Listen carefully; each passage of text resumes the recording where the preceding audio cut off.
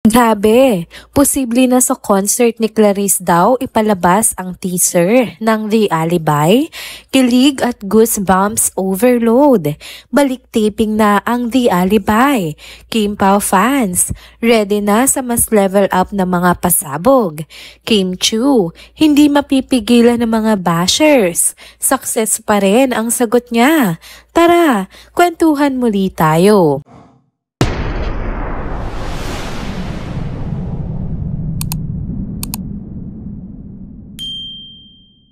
Hello mga ka-trenders! Welcome back muli sa ating channel. Kung bago pa lamang kayo dito, huwag nang kalimutang mag-like, mag-subscribe, at i-hit na rin ang bell notification para lagi kayong updated sa mga balitang trending at napapanahon. Mga ka-trenders, eto na nga ang chika na kinababaliwan ng lahat ngayon. Ang inaabangang teleserye ni Kim at Paolo na The Alibi. Usap-usapan na malapit na ngang lumabas ang teaser nito. At grabe, halos hindi na mapakali ang mga fans.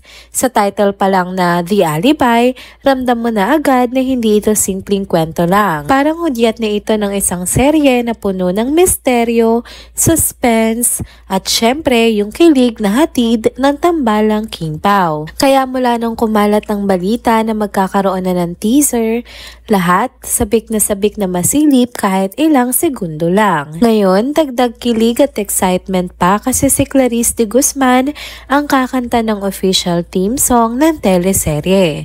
At sakto, may concert nga siya ngayong September 26, 2025. Kaya maraming fans ang nag-iisip.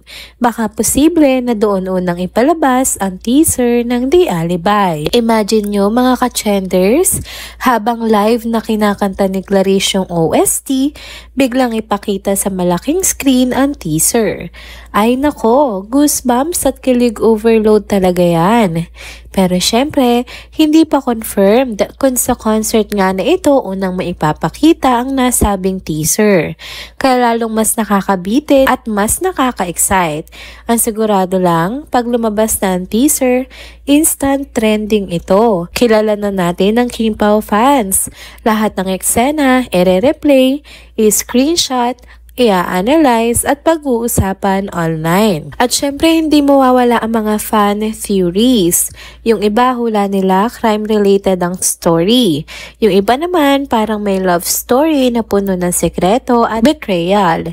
Pero kung ano man ang magiging takbo, ang common ground ng lahat, sobrang curious at sobrang excited sila. Kung i-imagine natin, baka sa teaser, makita natin si Kim na parang may tinatago. Tapos biglang may intense confrontation scene kasama si Paolo. Tapos, bago matapos yung clip, biglang may romantic tension na magpapakilig at magpapakaba sa lahat. Yung tipong maiiwan kang nakatunganga at sasabihin mo, ano kaya ang susunod? Parang cliffhanger, kumbaga. Kaya mga ka-trenders, i-ready na natin ang ating mga puso. Whether sa concert ni Clarice o sa ibang surprise reveal ipalabas ang teaser, isang bagay ang malinaw. Pag nakita na natin ang unang sulyap ng The Alibi, siguradong mabubulabog ang social media at lahat tayo mahuhook agad. Mukhang taon pa rin ng Kim Pao ang taong 2025. At simula sa teaser hanggang sa mismong airing ng teleserye, siguradong wala tayong ibang gagawin kundi sabayan ang bawat eksena ng kilig, intriga at pasabog. Next topic naman tayo mga ka-trenders. Eto na, may good news muna tayo bago tayo dumiretso sa maiinit na chismis. Sa wakas, balik taping na ulit ang teleseryeng The Alibi.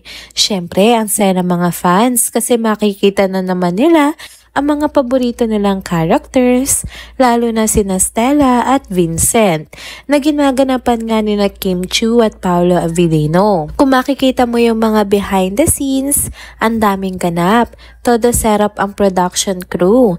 May mga ilaw, may mga cameras, tapos ang ganda pa ng location. Yung tipong kahit simpleng eksena, parang pang magazine cover na agad. Kaya sigurado ako, mas level up ang mga eksena this time. time. At syempre, yung mga manonood, sobrang excited kasi ang dami daw nilang mamimiss. Kaya todo abang na talaga sila. Pero eto na nga, mga ka-chenders, lipat tayo sa mas mainit pa na balita. Eto hindi na bago pero laging trending. Tungang si Kim Chiu, ano? Alam naman natin, si Kim kahit anong gawin, hindi talaga nawawala ng bashers. At ito ang mas juicy part. Hindi lang basta random bashers ang kalaban niya. Iba't ibang grupo ng fandoms. Para nagsanib puwersa para i-bash siya. Una, nandyan yung mga fans nga ni Maha Salvador. Tapos may mga fans din ni Janine Gutierrez. Hindi pa tapos kasi pati fans din ni Catherine Bernardo kasama rin. At syempre, hindi mawawala yung mga fans ni Gerald Anderson at Sian Lim. Imagine mo na lang, lahat sila kanya-kanyang dahilan kung bakit ayaw kay Kim. Pero sa dulo, parang iisa lang ang goal. I-bash nga si Kim Chiu. Dagdagan pa ng mga alt accounts at cloud chasers na nakikisaw-saw lang para may masabi. Kaya hindi nakapagtataka kung bakit ang dami niyang haters online. Pero ito yung nakakabilib mga ka-chenders, ano? Kahit gaano nga karami ang bashers, hindi talaga natitinag si Kim. Ang sagot niya sa lahat ng ingay, success. Tuloy-tuloy na blessings, projects, at awards. Katulad na lang ng picture na ito na hawak niya yung mga trophies at bouquet ng flowers. Kitang-kita mo na masaya siya, proud at thankful. Habang yung iba, busy mang-bash. Siya, busy mag-collect ng achievements. Kaya nga mga supporters niya, todo ang pagmamalaki. Sabi nila, si Kim hindi lang basta leading lady. Self-made queen siya na literal nang nabasag ang glass ceiling. Ang ibig sabihin, mas pinatunayan niyang hindi lang siya basta-basta artista. Isa siyang matatag at inspiradong babae na kahit ilang bashers ang sabay-sabay, hindi nila kayang gibain ang isang Kim Chiu. At kung iisipin mo, ang ganda lang i-connect. Kasi 'di ba, yung teleserye balik tiping kahit ilang delay. Parang reflection lang ng buhay ni Kim. Kahit anong challenges o pangbabash, tuloy-tuloy pa rin siya. Parehong may mensahe na kung passionate at dedicated ka, walang makakapigil sa'yo. Hindi bashers, hindi intriga. Dahil sa dulo, mas malakas pa rin ang success na nakalaan sa taong pinaghihirapan ang lahat. Kaya ayan mga ka-chenders, dalawang kwento pero parehong inspiring. Yung isa nga, teleserye na siguradong pasabog na naman, at yung isa, si Kim Chiu na patuloy na napapatunayan na kahit anong gawin ng mga bashers, wala silang laban sa isang taong buo ang loob, hardworking at blessed. And there you go mga ka-chenders, dito na po muna nagtatapos ang ating isa na namang trending video update. Salamat sa inyong pagsubaybay at pagsama sa akin hanggang sa dulo ng video na ito. Pero bago kayo umalis, huwag niyo pong kalimutang mag-like, mag-comment, mag-subscribe, at i-hit na rin ang bell notification para lagi kayong updated sa mga balitang trending at napapanahon. Kita-kits po sa susunod na video. Paalam!